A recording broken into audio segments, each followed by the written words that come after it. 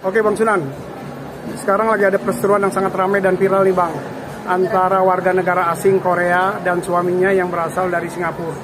Tapi di samping ini juga ada dugaan pelakor.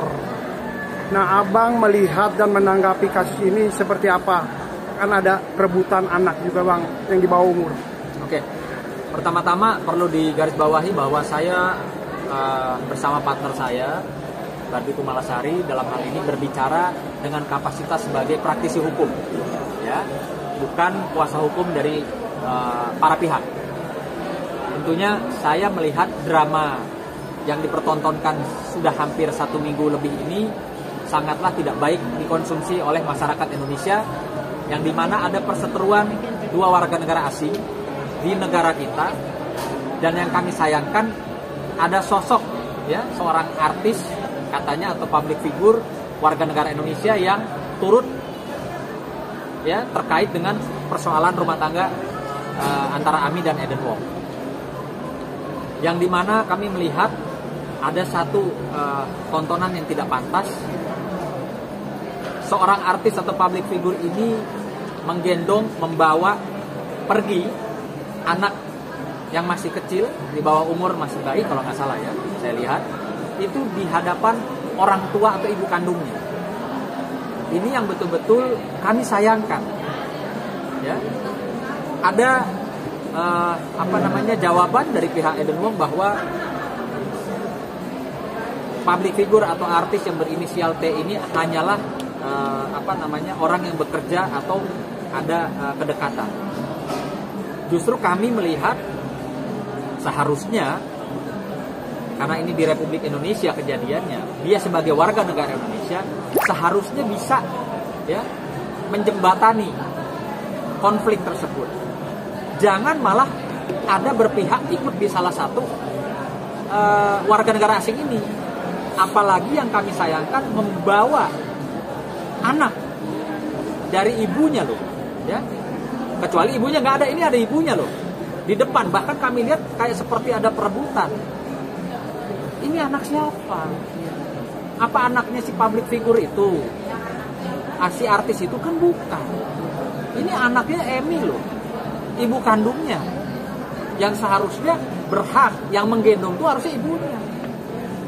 Nah, tapi yang kita lihat di video viral yang sudah benar-benar tidak enak atau menjadi tontonan yang negatif buat masyarakat Indonesia, dia membawa pergi di tangga, dia bawa naik ke atas, menghilang, dan tidak memberikan ruang atau akses hingga saat ini, sehingga si ibu harus berjuang datang kemana-mana, ya, mengadukan nasibnya, meminta dukungan untuk bisa bertemu atau kembali anaknya dipelukan dia. Apa perannya warga negara Indonesia ini, apa sebagai apa kapasitasnya? Nah, inilah yang membuat kami tentunya sebagai praktisi hukum ya harus menyatakan sikap, harus bersuara. Bang, tapi kan dari pihak suami dan anak kabarnya memang ingin berpisah juga tuh Bang. Terlepas dari itu masih tetap dikatakan salah ke seorang Tias ini. Saya mah tidak mempermasalahkan mereka mau berpisah atau tidak. Itu hak internal keluarga mereka. Yang kami suarakan di sini, yang kami persoalkan adalah warga negara Indonesia ini, lu kapasitasnya apa? Lu sebagai apa gitu? Kok membawa anak orang? Kok ada berpihak gitu? Kan jadi, ya seharusnya kalau dia perempuan harusnya dia ada rasa sebagai seorang wanita, kasihan ya, ini ibu kandungnya ya. Kan yang kita tonton ini bukan kata saya loh ya, yang kita tonton sama-sama di seluruh media yang viral ini kan dia menggendong dan membawa pergi dengan mimik muka yang tidak mengenakan dilihat oleh semua gitu. Nah, ini yang jadi persoalan. Oke, Bang, kalau dari kacamata hukum seorang T ini bisa dikenakan pasal apa Bang, pelanggarannya Bang? Sangat bisa, cuma kalau bicara pasalnya saya belum mau bicara. Tapi kalau bisanya pasti bisa. Jadi dia sudah melakukan pelanggaran hukum ya Bang, ya, dengan membawa anak. Saya katakan iya. Saya katakan iya. Ditambah sang anak ini masih membutuhkan ASI juga Bang ya? Ya udah pasti. Makanya akan menjadi satu pertanyaan. Balik lagi, apa kapasitasnya dia? Kalau memang dia ya punya itikat atau niat baik, paling tidak oke lah pada saat itu kejadian emosional mungkin tidak bisa dibicarakan baik-baik. Tapi kan setelah itu ada beberapa hari kan harusnya dia sebagai seorang wanita, ya sebagai mungkin juga seorang ibu, bisa lah ngomong sama Edu. This is and right gitu loh. Ini nggak benar. Ini anak masih butuh ASI dan itu ibu. Kalau kalian mau bercerai, ya silahkan selesaikan baik-baik. Gitu. Kalau memang ada etikat baik, bukan malah ikut membawa anaknya emang dia bisa nyusuin? Kan gitu pertanyaannya. Emang dia bisa menggantikan posisinya Emi sebagai ibu selayaknya ibu kandungnya? Kan nggak bisa. Nah ini yang kami sayangkan.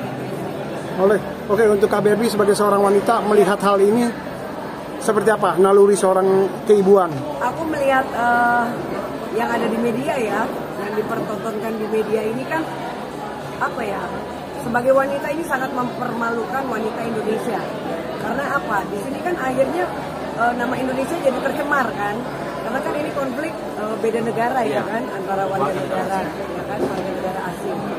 Dan yang di sini kan terlihat sepertinya dia menikmati, ikut serta. Nah ini kan sebetulnya bisa diduga ada tindak pidana juga, apalagi dia mengambil anak yang bukan haknya dia. Itu kan kapasitasnya apa? Apakah dia ini sudah menikah sama si suaminya? Kan kita nggak tahu. Kalau memang sudah menikah, ada menikah, pasal 284 betul, yang bisa kita persoalkan dengan tindak pidana kan gitu. Apakah pengasuh? Apakah pengasuh, babysitter, kontraknya di mana, kontrak kerjanya? Karena apa? Dia kan harusnya berempati ya kan sebagai wanita. Ini ibu kandungnya dan ini masih bayi, butuh ASI gitu. Jadi saya setuju sekali dengan perkataan tadi rekan saya Sunan Kalijaga. Apakah dia bisa menggantikan ASI ya kan dari sang ibu kandungnya? Berhari-hari loh. Berhari-hari. Terus bagaimana kalau bayi ini tiba-tiba sakit? Karena kan itu kan hubungan darah ya antara ibu dan anak. Nggak mungkin kan tiba-tiba akhirnya pasti kalau bayi kan butuh menyusui. Sekarang udah berhari-hari, mungkin dia ganti dot misalnya. Tiba-tiba bayinya sakit, apakah dia juga bertanggung jawab? Kalau nanti ada terjadi sesuatu dengan si bayinya ini, nah ini kan akan menjadi tindak pidana lanjutannya akan bermasalah juga gitu loh. Jadi seharusnya dia berpikir panjang dan paling tidak bisa menjembatani. Jadi kita sangat menyayangkan kok yang katanya artis yang kita juga tidak tahu ya, saya juga nggak pernah kenal, saya juga nggak tahu. Cuman ini mempermalukan bangsa Indonesia gitu. Akhirnya menjadi tontonan yang sangat viral. Tambah lagi konflik ini melebar kemana-mana gitu kan, dipertontonkan. Terus ada seseorang yang membuat podcast, bahkan anaknya juga ikut berbicara. Padahal anak ini tidak pantas berbicara di media, apalagi anak di bawah umur. Dan yang lucu kan salah satu pengacara bilang bahwa dia juga ditunjuk sebagai kuasa hukum dari sang anak sendiri. Kan ini siapa yang lucu. ngomongin siapa? Ya itu pengacaranya. Pengacaranya siapa? Ya itu pengacaranya. Senior, junior. Senior, yang katanya senior mempertontonkan hal yang kita sebagai pengacara junior juga jadi ikut kaget, ikut shock tuh. Kok harus ya sebagai pengacara yang baik bukannya memperkeruh, seharusnya ikut mendamaikan, apapun itu baru hebat gitu loh. Bukan malah menggiring opini publik untuk terkesan bahwa seorang ibunya ini bukan ibu yang baik, mabuk lah, nanti anaknya jadi bahaya lah di ibunya. Itu kan tidak pantas karena belum dibuktikan, tapi dia sudah berbicara di media. Jadi ya kita sebagai praktisi hukum meminta untuk coba dibuktikan dulu kan begitu. Dan sangat disayangkan tindakan wanita yang katanya artis ini dengan berperilaku seperti itu mempermalukan. Jadi saya sangat terpukul melihat kejadian ini ya. Ini memalukan wanita Indonesia. Berarti miris ya? Sangat miris lah. KBRI kan ini sama Bang Sultan, kan ini anaknya sudah dimunculkan kan, yang perempuan dan yang laki gitu.